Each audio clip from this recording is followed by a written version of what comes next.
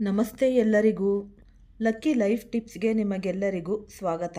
ಕುಂಭ ರಾಶಿಯವರಿಗೆ ಶತ್ರು ಯಾರು, ಅವರ ಮುಗ್ಧತೆ, ಶತ್ರು ಅವರ ತಾಳ್ಮೆ ಮತ್ತು ಸಹನೆ, ಅವರ ಈ ಸೂಕ್ಷ್ಮ ಮನಸ್ಥಿತಿ ಅವರಿಗೆ ಈ ಶತ್ರು ಆಗಿರುತ್ತೆ. ಎಲ್ಲವನ್ನ ಸಹಿಸಿಕೊಳ್ಳುವಂತಹ ಈ ಗುಣ ಇರುವಂತಹ ಕುಂಭರಾಶಿ ಇವರಿಗೆ ಸಹಿಸಿಕೊಳ್ಳದೆ ಪ್ರಥಮ ಶತ್ರು ಅಂತ ಹೇಳಬಹುದು. ಅದಾದ ಮೇಲೆ ಇವರ ಈ ಗುಣ ನಡತೆ ಹೇಗೆ, ಯಾವ ರೂಪದಲ್ಲಿ ಇವರ ಈ ಶತ್ರು ಕಾಟ ಶುರುವಾಗುತ್ತೆ, ಈ ಗ್ರಹ ರೀತಿಗಳಲ್ಲಿ ತಿಳಿದುಕೊಳ್ಳೋಣ.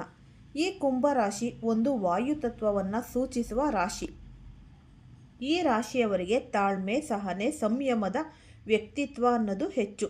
ಈ ರಾಶಿಯವರು ಬಹಳನೇ ಮುಗ್ಧ ಮನಸ್ಥಿತಿಯಿಂದ ಎಲ್ಲವನ್ನ ಸಹಿಸಿಕೊಂಡು ಹೋಗ್ತಾರೆ.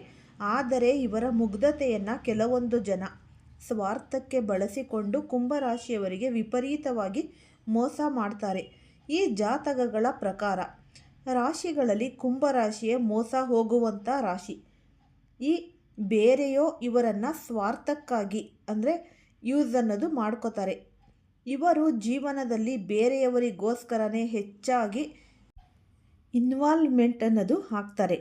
ಈ ಕುಂಭರಾಶಿಯವರು ಬೇರೆಯವರ ಕಷ್ಟ ಅಂದರೆ ಸಮಸ್ಯೆ, ತೊಂದರೆ, ತಾಪತ್ರಗಳಿಗೆ ಅನ್ನೋದು ಇವರು ಹೋಗ್ತಾರೆ. ಇನ್ನೂ ಹೆಚ್ಚಿನದಾಗಿ ನೀವು ತಿಳ್ಕೊಬೇಕಾ, ಈ ವಿಡಿಯೋವನ್ನು ಫಸ್ಟಿಂದ ಹಿಡಿದು ಕೊನೆ ತನಕ ಸ್ಕಿಪ್ ಮಾಡ್ದಲೇ ನೋಡಿದ್ರೆ ತುಂಬಾ ಉಪಯುಕ್ತವಾದ ಮಾಹಿತಿ ನಿಮಗೂ ಕೂಡ ಲಭಿಸುತ್ತೆ.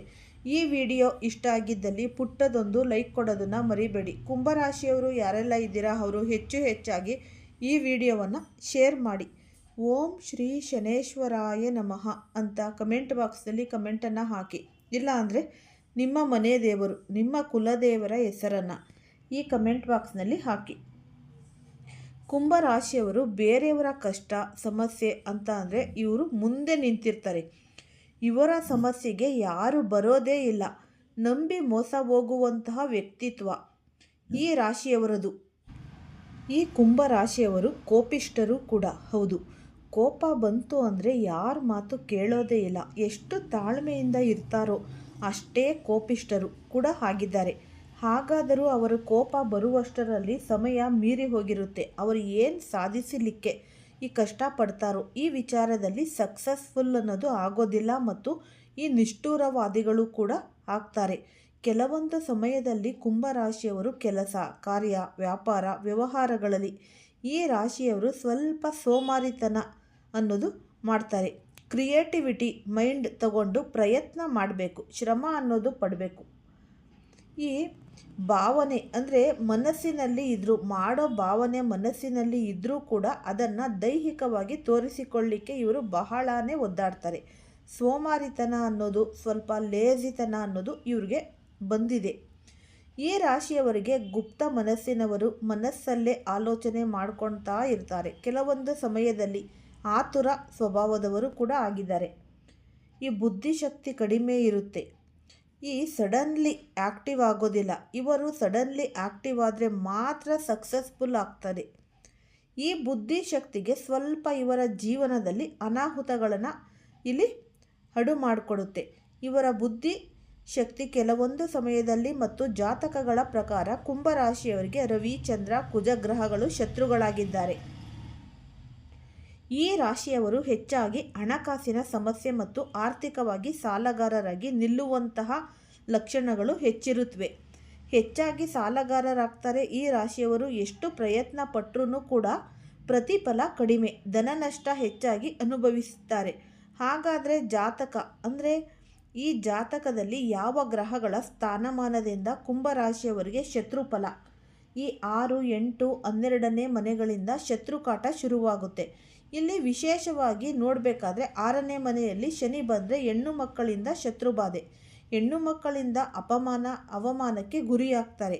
ನಂಬಿದ ವ್ಯಕ್ತಿಗಳೇ ಶತ್ರುಗಳಾಗ್ತಾರೆ. 6ನೇ ಮನೆಯಲ್ಲಿ ಏನಿದೆ ಈ ಶನಿ ಯೋಗ ಬಂದರೆ ಪ್ರೀತಿ ಪ್ರೇಮದ ವಿಚಾರದಲ್ಲಿ ಸ್ತ್ರೀ ಪುರುಷರು ಕೂಡ ಶತ್ರುಬಾಧೆ ಅನ್ನೋದು ಅನುಭವಿಸುತ್ತಾರೆ.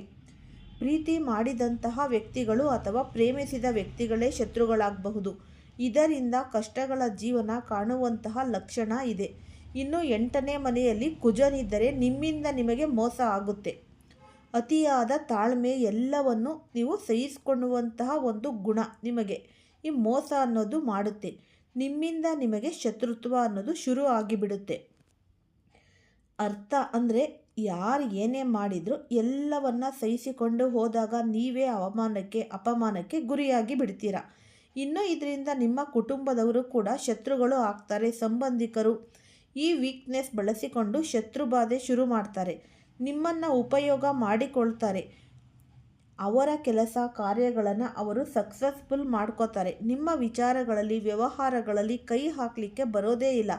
ಇದರಿಂದ ಏನಾಗಿದೆ, ಹಣಕಾಸಿನ ಸಮಸ್ಯೆ ಅನ್ನೋದು ಹೆಚ್ಚಾಗುತ್ತೆ. ಬೇರೆಯವರ ಉಪಯೋಗ ನೀವು ಹೋದಾಗ ನಿಮ್ಮ ಕುಟುಂಬದ ಕಷ್ಟಗಳು ನಿಮ್ಮ ಮೈ ಮೇಲೆ ಬರುತ್ತೆ. ಆವಾಗಲೂ ಕೂಡ ಸಾಲಗಾರರಾಗ್ತೀರ. ಪ್ರತಿಯೊಂದು ವಿಚಾರದಲ್ಲೂ ಕೂಡ ಈ ಅವಮಾನ ಅಪಮಾನ ನರಳಾಟ ಹೆಚ್ಚಾಗುತ್ತೆ. ಅಪರಿಚಿತರು ಕೂಡ ಇಲ್ಲಿ ವ್ಯಕ್ತಿಗಳು ಶತ್ರುಗಳಾಗಿ ಬಿಡ್ತಾರೆ. ಸ್ನೇಹಿತರು ಕೂಡ ಶತ್ರುಗಳಾಗ್ತಾರೆ. ನಿಮಗೆ ಅಷ್ಟಮದಲ್ಲಿ ಕುಜ ಬಂದರೆ ವಿಪರೀತ ಸಮಸ್ಯೆಗಳಿಂದ ಮಾನಸಿಕ ದೈಹಿಕ ಹಿಂಸೆಗಳು ಕೂಡ ಹೆಚ್ಚಾಗುತ್ತವೆ. ಕುಜನ ಪ್ರಭಾವದಿಂದ ಇನ್ನು 12ನೇ ಮನೆಯಲ್ಲಿ ರವಿ ಅಧಿಕಾರಕ್ಕೋಸ್ಕರ ಶತ್ರುಗಳು ಅನ್ನೋದು ಶುರುವಾಗುತ್ತೆ. ಸಮಾಜದಲ್ಲಿ ನೀವೇನಾದರೂ ಒಳ್ಳೆಯ ಸ್ಥಾನಮಾನದಲ್ಲಿ ಇದ್ದೀರಾ, ವ್ಯಾಪಾರ ವ್ಯವಹಾರದಲ್ಲಿ ಉನ್ನತ ಸ್ಥಾನಮಾನದಲ್ಲಿ ಇದ್ದೀರಾ, ಹಣಕಾಸಿನಲ್ಲಿ ಈ ಒಳ್ಳೆಯ ಸ್ಥಾನಮಾನ ಗಳಿಸಿಕೊಂಡಿದ್ದೀರಾ, ಮನೆ ಕಟ್ಟಡ ನಿರ್ಮಾಣಗಳನ್ನು ಮಾಡಿಕೊಂಡಿದ್ದೀರಾ, ಒಂದು ರಾಜಕೀಯ ಕ್ಷೇತ್ರದಲ್ಲಿ ಅಭಿವೃದ್ಧಿ ಆಗ್ತಾ ಇದ್ದೀರಾ. ಆವಾಗ ಏನಾಗುತ್ತೆ, 12ನೇ ಮನೆಯಲ್ಲಿ ರವಿ ಇದ್ದರೆ ನಿಮ್ಮ ಸ್ಥಾನಮಾನಕ್ಕೆ ನಿಮ್ಮ ಅಧಿಕಾರಕ್ಕೆ ಕುತ್ತು ಕೊಡ್ತಾರೆ. ಹೇಗಾದರೂ ಮಾಡಿ ನಿಮ್ಮನ್ನು ಹಾಳು ಮಾಡುವಂಥದ್ದು ಯಾರೇ ಆಗಿರಬಹುದು. ಹಾಗಾದರೂ ಈ ಸ್ಥಾನಮಾನದಿಂದ ನಿಮಗೆ ಕೆಳಗಿಳಿಸಬೇಕು ಏನಾದರೂ ಮಾಡಿ ಅಂತ ಒಂದು ಶತ್ರುಬಲ ಕುಂಭರಾಶಿಯವರಿಗೆ ತೇಜೋವಧೆ ಮಾಡುತ್ತೆ, ಅಪಮಾನ ಮಾಡುತ್ತೆ. ಈ ಅವಮಾನ ಹೆಚ್ಚಾಗುತ್ತೆ. 12ನೇ ಸ್ಥಾನದಲ್ಲಿ ರವಿ ಬಂದರೆ ಸಂಬಂಧಿಕರಿಂದ, ಮಕ್ಕಳಿಂದ, ಅಣ್ಣ ತಮ್ಮಂದಿರಿಂದ, ಸಂಗಾತಿಯ ಹಿಂದೆನೂ ಕೂಡ ನಿಮ್ಮ ಗೌರವಕ್ಕೆ ಧಕ್ಕೆ ಅನ್ನೋದು ಆಗಿಬಿಡುತ್ತೆ. ಪ್ರತಿಷ್ಠೆ ನಂಬಿಕೆಗೆ ಧಕ್ಕೆ ಆಗುತ್ತೆ. ಉದ್ದೇಶಪೂರ್ವಕವಾಗಿ ನಿಮ್ಮ ಹೆಸರನ್ನು ಹಾಳು ಮಾಡಲಿಕ್ಕೆ ಪ್ರಯತ್ನ ಅನ್ನೋದು ಪಡ್ತಾರೆ ರವಿಯ ಕಾರಣದಿಂದಾಗ. ಆವಾಗ ಏನಾಗುತ್ತೆ, ಈ ಆಟೋಮೆಟಿಕ್ಲಿ ನಿಮ್ಮ ಗೌರವ ಹಾಳಾಗುವಂತಹ ಲಕ್ಷಣ ಬಂದೇ ಬರುತ್ತೆ. ಕುಟುಂಬಸ್ಥ ವಿರೋಧ, ಗ್ರಹಗತಿಗಳ ಇಂಥ ಸ್ಥಾನಮಾನದಿಂದ ಶತ್ರುಕಾಟ ನಿಮಗೆ ಏನಾದರೂ ಶುರು ಆಗಿದ್ದರೆ ಈ ರಾಶಿಯವರು ಇದರ ಪರಿಹಾರವಾಗಿ ನೀವು ಈ ಶನಿ ದೇವರನ್ನು ಮೊರೆ ಹೋಗಬೇಕು. ಅಂದರೆ ಶನಿವಾರದಂದು ನೀವು ಆದಷ್ಟು ಎಳ್ಳೆಣ್ಣೆಯ ದೀಪವನ್ನು ಹಚ್ಚಿ, ನಂತರ ಎಳ್ಳಿನಿಂದ ಮಾಡಿದ ಈ ಉಂಡೆಗಳು ಏನೋ ಒಂದು ಸಿಹಿ ತಿಂಡಿ ಅಲ್ಲಿ ದೇವಸ್ಥಾನದಲ್ಲಿ ಅಂದರೆ ದೇವಾಲಯದಲ್ಲಿ ಇರುವ ಭಕ್ತಾದಿಗಳಿಗೆ ಹಂಚತಕ್ಕಂಥದ್ದು. ಮತ್ತು ನೀವು ಕೂಡ ಮನೆಗೆ ತಗೊಂಡು ಬಂದು ಮನೆಯಲ್ಲಿ ಯಾರ್ಯಾರಿದ್ದೀರಾ ಎಲ್ಲರೂ ಕೂಡ ತಿನ್ನಬೇಕಾಗುತ್ತೆ. ಈ ಹಸುವಿಗೆ ಮತ್ತು ಈ ಪ್ರಾಣಿ ಪಕ್ಷಿಗಳಿಗೆ ಆದಷ್ಟು ಈ ಎಳ್ಳಿನ ಉಂಡೆನೋ ಅಥವಾ ಈ ಚಪಾತಿನೋ ಬೆಲ್ಲದಿಂದ ಮಾಡಿದ್ದು ನೀವು ಕೊಡಬೇಕಾಗುತ್ತೆ. ಆಗ ನಿಮಗೆ ಶನಿ ದೇವರ ಕೃಪೆ ನಿಮ್ಮ ಮೇಲೆ ಆಗುತ್ತೆ. ಈ ಕುಂಭರಾಶಿಯವರು ಇನ್ನೂ ಈ ಬುಧ ಸಂಕ್ರಮಣವು ನಿಮ್ಮ ಕೆಲಸವನ್ನು ಸಮತೋಲನಗೊಳಿಸಲು ಮತ್ತು ಜೀವನವನ್ನು ಪ್ರೀತಿಸಲು ಸಹಾಯ ಅನ್ನೋದು ಮಾಡುತ್ತೆ. ಶುಕ್ರನ ಬೆಂಬಲವು ನಿಮಗೆ ತುಂಬಾ ಬೆಂಬಲ ಅನ್ನೋದು ಸಿಗ್ತಾ ಹೋಗುತ್ತೆ. ನಂತರ ಈ ಸೂರ್ಯ ಮಂಗಳ ಸಂಯೋಗವು ವೈಯಕ್ತಿಕ ಸಂಬಂಧಗಳಿಂದ ಮಂಗಳಕರವೆಲ್ಲವೆಂದು ಪರಿಗಣಿಸಲಾಗುತ್ತೆ. ಇನ್ನು ಆದಾಯದ ವಿಚಾರದಲ್ಲಿ ಈ ರಾಶಿಯವರಿಗೆ ನಾವು ನೋಡೋದಾದರೆ ಈ ಕುಂಭರಾಶಿಯವರಿಗೆ ಆದಾಯದ ವಿಚಾರಗಳು ಅಂದರೆ ಸಾಮಾನ್ಯವಾಗಿ ಅನುಕೂಲಕರವಾಗಿದೆ. ಅದೇ ರೀತಿ ತಿಂಗಳ ಉಳಿತಾಯ ಸರಾಸರಿಗಿಂತ ಹೆಚ್ಚಿನದಾಗೇ ಇದೆ ಅಂತಲೇ ಹೇಳಬಹುದು. ಮತ್ತು ಆರೋಗ್ಯದ ದೃಷ್ಟಿಕೋನದಿಂದ ಕುಂಭರಾಶಿಯವರಿಗೆ ನಾವು ನೋಡೋದಾದರೆ ಈ ಸಾಮಾನ್ಯಕ್ಕಿಂತ ಮಿಶ್ರ ಅಥವಾ ಸ್ವಲ್ಪ ದುರ್ಬಲ ಫಲಿತಾಂಶಗಳನ್ನು ತರಬಹುದು. ರಾಹು ಮತ್ತು ಕೇತು ಇನ್ನೂ ನಿಮ್ಮ ಮೊದಲ ಮನೆಯ ಮೇಲೆ ಪ್ರಭಾವ ಬೀರುತ್ತಿದ್ದಾರೆ. ಶಕ್ತಿಯ ಸಂಕೇತವಾದ ಸೂರ್ಯನು ತಿಂಗಳ ಮೊದಲಾರ್ಧದಲ್ಲಿ ದುರ್ಬಲಗೊಳ್ತಾನೆ. ಈ ಉತ್ತಮ ಆರೋಗ್ಯವನ್ನು ಕಾಪಾಡಿಕೊಳ್ಳಲು ನಿಮಗೆ ಬೆಂಬಲವನ್ನು ನೀಡದಿರಬಹುದು. ಹಾಗಾಗಿ ನಿಮ್ಮ ಆರೋಗ್ಯದ ವಿಚಾರದಲ್ಲಿ ಈ ಕುಂಭರಾಶಿಯವರು ಆದಷ್ಟು ಸ್ವಲ್ಪ ಎಚ್ಚರಿಕೆಯನ್ನು ನೀವು ವಹಿಸಬೇಕಾಗುತ್ತೆ. ಬಹಳನೇ ಉತ್ತಮ. ಇನ್ನು ಈ ಪರಿಹಾರವೇನು ಅಂತ ನೀವು ಕೇಳಬಹುದು.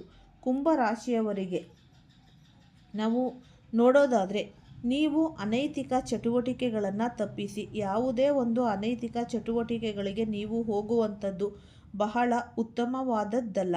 ಅದಾಗಿಯೂ ನಿಮಗೆ ಈ ಪರಿಹಾರ ಅಂತ ನಾವು ಹೇಳೋದಾದರೆ ನೀವು ಪ್ರತಿ ಶುಕ್ರವಾರ ನೀವು ಅರಳಿ ಮರಕ್ಕೆ 11 ಪ್ರದಕ್ಷಿಣೆ ಹಾಕಿ ಬರುವುದರಿಂದ ಬಹಳನೇ ಉತ್ತಮ ಪರಿಹಾರವನ್ನು ನೀವು ಪಡೆದುಕೊಳ್ತೀರಾ.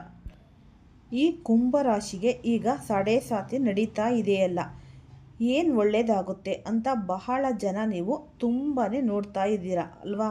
ಹಾಗಾಗಿ ತುಂಬ ಕಷ್ಟಗಳು ಇದೆ, ನಮಗೆ ಸಾಲ್ವ್ ಆಗ್ತಾನೇ ಇಲ್ಲ ಅಂತ ತುಂಬ ಜನ ಕೇಳಿದ್ದೀರಾ. ನೋಡಿ, ಯಾವಾಗಲೂ ಅಷ್ಟೇ ಈ ಸಾಡೆ ಸಾತಿ ಕೊನೆಯ ಹಂತದಲ್ಲಿ ಎಲ್ಲವನ್ನ ಕೊಟ್ಟು ಹೋಗ್ತಾನಂತೆ. 7.5 ವರ್ಷ ಶನಿ ಕಾಟ ಕೊನೆ ಬಿಟ್ಟು ಹೋಗ್ತಾ ಇರೋದು. ಹಾಗಾಗಿ ಪ್ರಸ್ತುತ ಅಂದರೆ ಇಲ್ಲಿ ಗುರುಬಲ ಏನೋ ಇದೆ, ಮತ್ತು ಶನಿ ದ್ವಿತೀಯ ಸ್ಥಾನದಲ್ಲಿ ಇರೋದು. ಈ ದ್ವಿತೀಯ ಸ್ಥಾನದಲ್ಲಿ ಧನಸ್ಥಾನಾಧಿಪತಿಯ ರಾಶಿಯಲ್ಲಿ ಇರೋದು. ಅಂದರೆ ಗುರುಗ್ರಹ ಈ ವಿವಾಹ, ಹಣಕಾಸಿಗೆ ಸಂಬಂಧಪಟ್ಟಂತಹ ವಿಚಾರಗಳಲ್ಲಿ ಇವೆಲ್ಲವೂ ಅನುಕೂಲ ಮಾಡುವಂಥದ್ದು. ಯಾವಾಗ ಈ ದ್ವಿತೀಯ ಸ್ಥಾನದಲ್ಲಿ ಕುಟುಂಬದಲ್ಲಿ ಏನಾದರೂ ಸಮಸ್ಯೆಗಳು ಇದ್ದರೆ, ಅಥವಾ ಕುಟುಂಬದಲ್ಲಿ ಏನಾದರೂ ಈ ಪಿತ್ರಾರ್ಜಿತ ಆಸ್ತಿ ವಿವಾದಗಳು ಇದ್ದರೆ, ತಂದೆ ತಾತನದು ಆಸ್ತಿಗಳು ಇರುತ್ತೆ ಪಾಪ, ಎಷ್ಟೋ ವರ್ಷಗಳ ಗಟ್ಟಲೆ, ಎಷ್ಟೋ ವರ್ಷದ ನಂತರ ಕಾಯ್ತಾ ಇರ್ತೀರ. ಅಂತಹವರಿಗೆ ಒಂದು ಅನುಕೂಲ ಅನ್ನೋದು ಆಗಿಬಿಡುತ್ತೆ. ಏನಾದರೂ ಈ ಕೋರ್ಟಲ್ಲಿ ಕೇಸ್ ನಡೀತಾ ಇದ್ದರೆ ಇತ್ಯರ್ಥ ಅನ್ನೋದು ಆಗುತ್ತೆ, ಈ ರಾಜಿ ಅನ್ನೋದು ಆಗುತ್ತೆ, ಅಥವಾ ಅದು ಪ್ರಾಪ್ತಿ ಆಗುವಂತಹ ಸಾಧ್ಯತೆಗಳು ತುಂಬಾ ಜಾಸ್ತಿ ಇದೆ.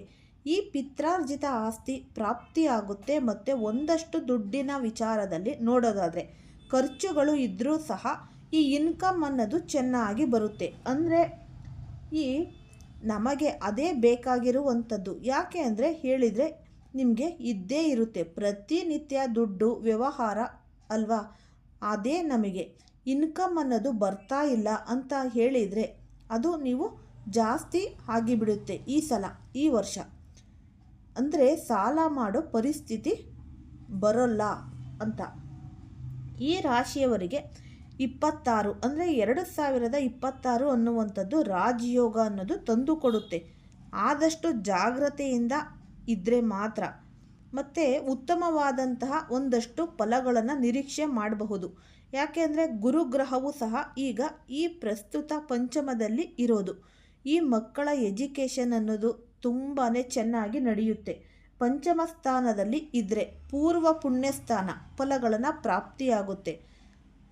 ಇಲ್ಲಿ ಕುಂಭರಾಶಿಯವರಿಗೆ ಬಹಳನೇ ಅಭಿವೃದ್ಧಿ ಕಾರ್ಯಗಳು ನಡೆಯುತ್ತವೆ. ಆದರೆ ಯಾವುದೇ ಕೆಲಸಗಳು ಆದರೂ ಸಹ ಸರಿಯಾದ ಸಮಯಕ್ಕೆ ಆಗೋದಿಲ್ಲ. ಆಗೋ ದುಡ್ಡು ಬರೋ ದುಡ್ಡು ಒಂದು ವಾರಕ್ಕೆ ಬರೋದು ಬಂದೇ ಬರುತ್ತೆ. ಕಾಯುವಂತಹ ಒಂದು ಇಲ್ಲಿ ಪೇಷನ್ಸ್ ಅನ್ನೋದು ಬೇಕಾಗುತ್ತೆ. ಒಂದಷ್ಟು ಪ್ರಯತ್ನ ಮಾಡಿದರೆ ಉತ್ತಮವಾದಂತಹ ಫಲಗಳ ನಿರೀಕ್ಷೆ ನಿಮಗೆ ಸಿಗುತ್ತೆ. ಮತ್ತು ಅದರ ಜೊತೆಗೆ ಹೆಚ್ಚಿನ ಮಟ್ಟಿಗೆ ದೊಡ್ಡ ಮಟ್ಟಿಗೆ ಈ ಭಾರಿ ಇನ್ವೆಸ್ಟ್ಮೆಂಟ್ ಅನ್ನೋದು ಮಾಡೋದು ತಪ್ಪಿಸಬೇಕಾಗುತ್ತೆ. ಯಾಕೆ ಅಂತ ಹೇಳಿದರೆ ದೊಡ್ಡ ಮಟ್ಟದ ಇನ್ವೆಸ್ಟ್ಮೆಂಟ್ ಮಾಡಲೇಬಾರ್ದು. ಯಾಕೆ ಅಂದರೆ ಈ ಸಾಡೆ ಸಾತ್ ಇರೋದ್ರಿಂದ ಮಾಡಲೇಬಾರ್ದು ಅನ್ನೋದು ಇಲ್ಲಿ ಕಾಣುವಂಥದ್ದು. ಈ ಬಿಸ್ನೆಸ್ ಮಾಡ್ತಾ ಇದ್ದಾರೆ, ಅದನ್ನೇ ಮುಂದುವರಿಸಿಕೊಂಡು ಹೋಗೋದು ತುಂಬಾ ಒಳ್ಳೆಯದು, ಉತ್ತಮ. ವಿವಾಹಕ್ಕೆ ಏನಾದರೂ ಪ್ರಯತ್ನ ಮಾಡುವಂತಹವರಿಗೆ ಅನುಕೂಲ ಆಗುವಂತಹ ಸಾಧ್ಯತೆ ಕೂಡ ಇದೆ. ಮಕ್ಕಳಲ್ಲಿ ಸ್ವಲ್ಪ ಸೋಂಬೇರಿತನ, ಆಲಸ್ಯ ಜಾಸ್ತಿ ಆಗುತ್ತೆ.